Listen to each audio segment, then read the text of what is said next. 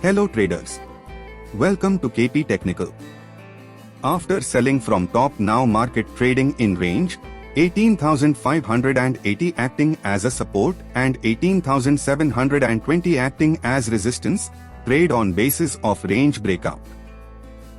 Trading activity is getting in narrow range day by day. Either side breakout of trend line will see sharp move.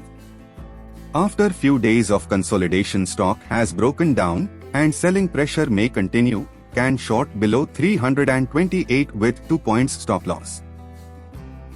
After sharp up move, stock has found support at Fibonacci 50% level, can go long above 594 with stop loss of 3 to 4 points.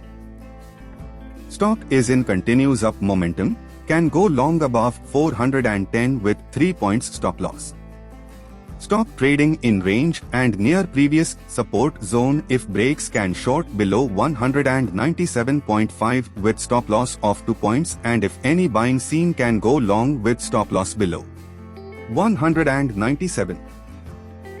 Stock trading near previous support zone. If breaks, can short below 272 with stop loss of 2 points, and if any buying seen, can go long with stop loss below 272. Stock has broken trendline support, can short below 920 with stop loss of 5 to 6 points.